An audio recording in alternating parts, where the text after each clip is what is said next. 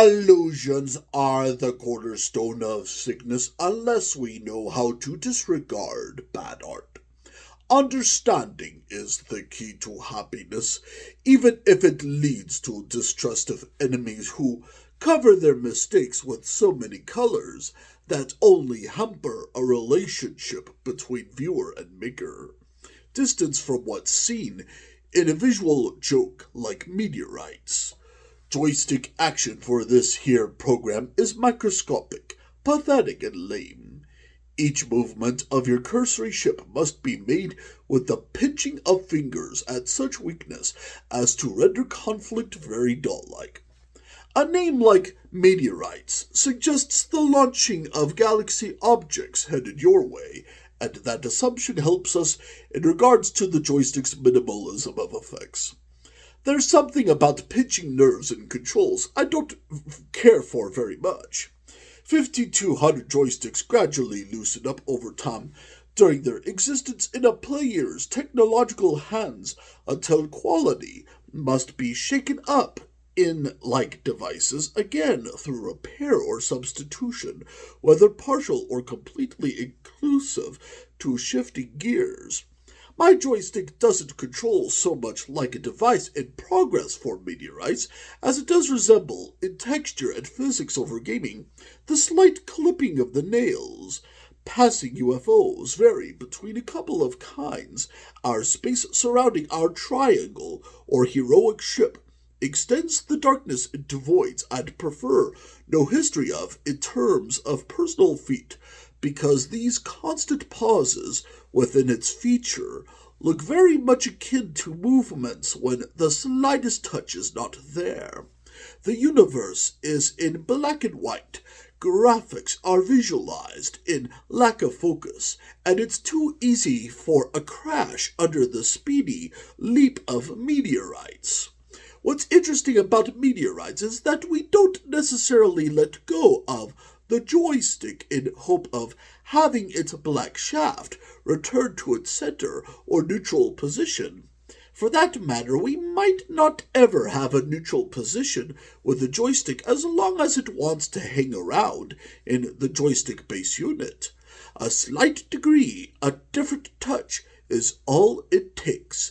Let me disregard the Wiko analog joystick for the Atari 5200 console, since that third-party controller, with its ever more looseness of movement, can't be used whatsoever from the nature observed on my mark of its texture and physics, which are even lighter and wouldn't fit with the job designed for a firm and solid 5200 joystick for Meteorites.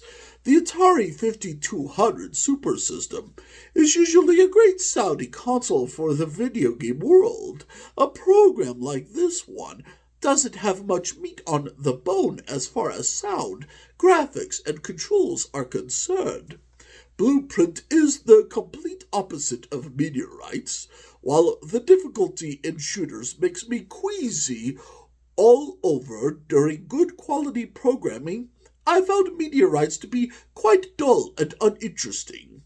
Asteroids is a cheap, great game to purchase for the Atari 2600 console, although Meteorites on the Atari 5200 costs $200 or more on average on eBay.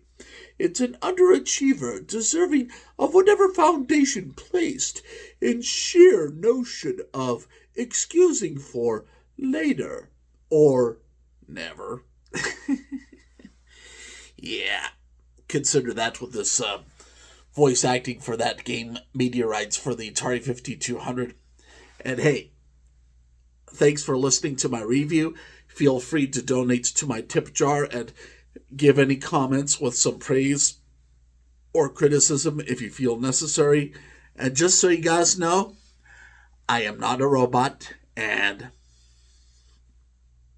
I am not simply an animal. To say that humans are animals is like saying that